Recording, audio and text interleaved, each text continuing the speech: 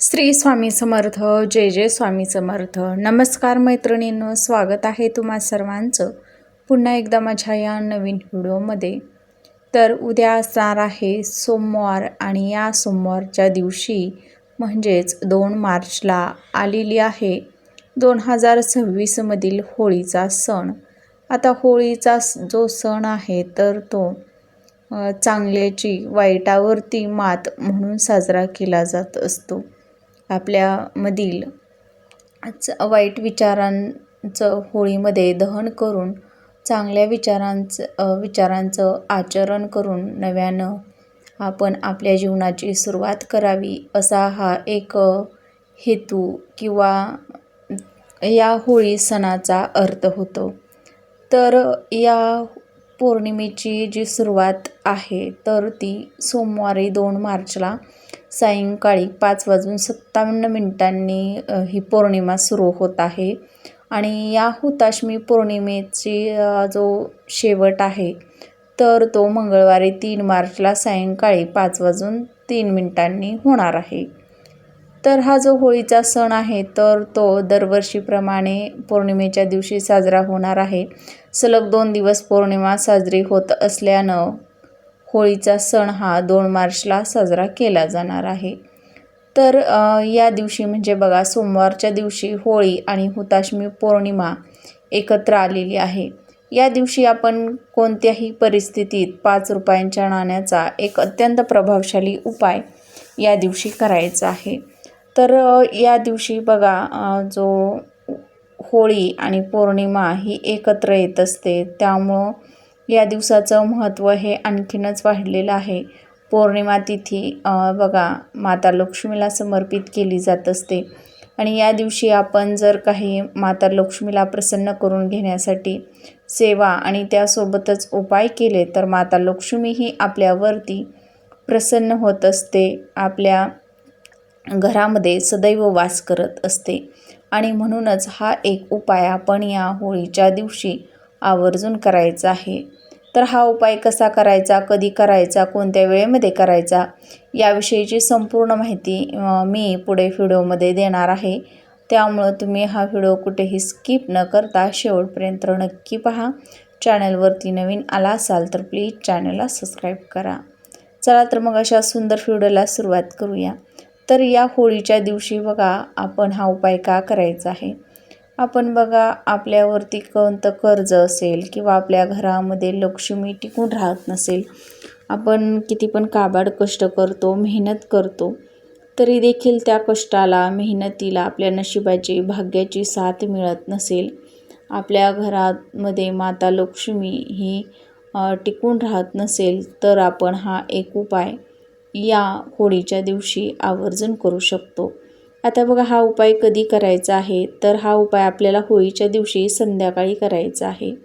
या दिवशी बघा, आपल्याला लवकर उठायचं आहे, स्वच्छ स्नान करायचं आहे. स्वच्छ स्नान करून झाल्यानंतर आपली नित्य देवपूजा करून घ्यायची आहे. आता बघा, माता लक्ष्मीची मूर्ती असेल, फोटो असेल तर त्याची विधिवत पूजा ही आपल्याला करून घ्यायची आहे.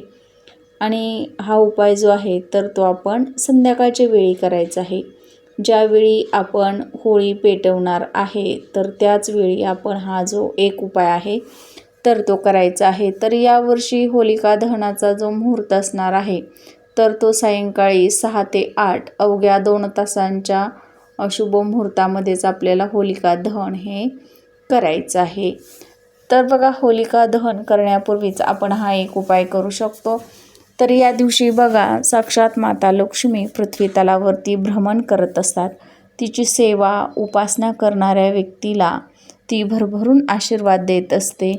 आणि म्हणूनच आपण तिला प्रसन्न करून घेण्यासाठी हा एक उपाय करू शकतो. तर हा उपाय आपण संध्याकाळी करण्याअगोदर आपल्या देवघरामध्ये दिवा, अगरबत्ती लावून घ्यायची आहे. त्यानंतरनं बघा, आपल्याला एक 5 रुपयाचं नाणं घ्यायचं आहे. जर तुम्हाला 5 रुपयाचं नाणं घेणं शक्य झालं नाही तर तुम्हाला 1 रुपयाचं नाणं घ्यायचं आहे.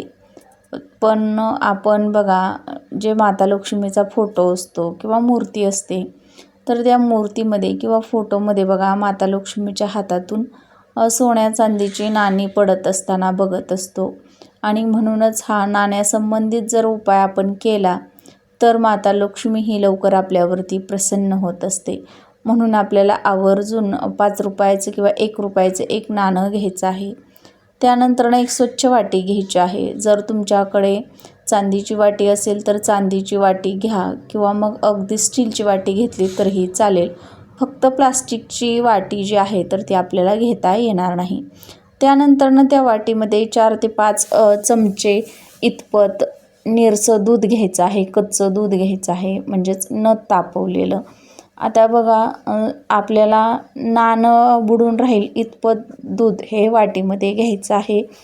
त्यानंतरनं या वाटीमध्ये आपल्याला थोडीशी खडी साखर आणि 1 चिमूटभर हळद टाकायची आहे. हळद टाकल्यानंतरनं बघा, आपल्यामध्ये आपण त्या दुधामध्ये बघा 1 अखंड लवंग जी असते तर ती लवंग टाकायची आहे. यानंतरनं ही जी वाटी आहे तर ती आपल्याला थोड्या वेळ माता लक्ष्मीच्या मूर्तीसमोर किंवा फोटोसमोर देवघरामध्ये ठेवायची आहे. आणि त्यानंतरनं बघा, उचलून आपल्याला आपल्या टेरेसवरती किंवा कुठे आपल्या घरामध्ये चंद्रप्रकाश जिथं येत असेल तर त्या ठिकाणी नेऊन ठेवायची आहे. आता बघा, रात्रभर आपल्याला ही जी वाटी आहे तर ती तशीच चंद्रप्रकाशामध्ये ठेवायची आहे. या पौर्णिमेच्या दिवशी बघा, चंद्र हा 16 कलांनी परिपूर्ण असतो आणि म्हणून आपण ही जी वाटी आहे तर ती चंद्रप्रकाशामध्ये रात्रभर ठेवायची आहे. त्यानंतरनं बघा, त्याच्यावरती थोड्या वेळानं एक छोटीशी प्लेट आपण झाकून ठेवू शकतो. त्यानंतरनं ही तशीच ठेवून द्यायची आहे. आणि दुसऱ्या दिवशी उठल्यानंतरनं स्वच्छ स्नान करायचं आहे. स्नान केल्यानंतरनं आपण ही जी वाटी आहे तर ती उचलून घ्यायची आहे. याच्यातील 1 रुपयाचं जे नाणं असेल किंवा 5 रुपयाचं नाणं असेल तर ते आपण काढून घ्यायचं आहे, स्वच्छ धुवून घ्यायचं आहे आणि देवघरामध्ये ठेवायचं आहे. या नाण्याला हळदी कुंकू, अक्षदा आणि 1 फूल व्हायचं आहे. देवघरामध्ये दिवा प्रज्वलित करायचा आहे. त्यानंतरनं बघा, आपण जे दूध घेतलेलं होतं तर ते दूध आपण पिंपळाच्या झाडाला अर्पण करायचं आहे. अर्पण करायला जाताना तुम्हाला एक स्वच्छ तांब्याचं पाणी भरून न्यायचं आहे. तिथं गेल्यानंतरनं पाणी अर्पण करायचं आहे. त्यानंतरनं दूध अर्पण करायचं आहे. पिंपळाच्या झाडाला 5 किंवा 7 प्रदक्षिणा घालायच्या आहेत. प्रदक्षिणा घालत असताना ओम नमो भगवते वासुदेवाय नमः या मंत्राचा आपल्याला सातत्यानं जप करायचा आहे आणि हे दूध अर्पण करायचं आहे. दोन्ही हात जोडून तुमची जी पण इच्छा आहे तर ती पूर्ण करण्यासाठी प्रार्थना करायची आहे. त्यानंतरनं आपल्याला घरी यायचं आहे. तर हे जे नाणं आहे तर ते नाणं आपल्याला तसंच देवघरामध्ये ठेवून या नाण्याची दररोज तुम्हाला देवपूजा करताना पूजा करायची आहे. आता बघा, ज्यांनी हे जे नाणं होळीच्या दिवशी ठेवलेलं असेल गेल्या वर्षी तर ते नाणं तुम्ही पैशांच्या तिजोरीमध्ये ठेवू शकता आणि दुसरं एक नाणं अशाच पद्धतीनं तुम्ही तुमच्या देवघरामध्ये ठेवू शकता. आता बघा, हे जर नाणं तुम्ही पैशांच्या तिजोरीमध्ये ठेवलं तर तुमच्या घराकडे माता लक्ष्मी ही जी आहे तर ती आकर्षित होईल. तुमच्या घरामध्ये धनधान्य, पैसा, संपत्तीच्या स्वरूपामध्ये माता लक्ष्मी अखंड वास करेल. तर असा हा एक उपाय आपण या पौर्णिमेच्या दिवशी म्हणजेच होळीच्या दिवशी संध्याकाळच्या वेळी करायचं आहे. तर तुम्हाला हे जर नाणं देवघरामध्ये ठेवायचं नसेल, तुमच्या पर्समध्ये ठेवायचं असेल किंवा पॉकेटमध्ये, तर तुम्ही त्या ठिकाणीसुद्धा हे नाणं ठेवू शकता. फक्त हे नाणं आपल्याला कधीही खर्च करायचं नाही. तसंच आपल्या पॉकेटमध्ये किंवा पर्समध्ये ठेवायचं आहे. तुमच्या घरामध्ये जी पण व्यक्ती कमवती आहे, घराबाहेर जाऊन पैसा कमवून आणते किंवा व्यवसाय उद्योगधंदा करत असेल तर तशा व्यक्तीच्या पॉकेटमध्ये सुद्धा तुम्ही हे 5 रुपयांचं नाणं ठेवू शकता.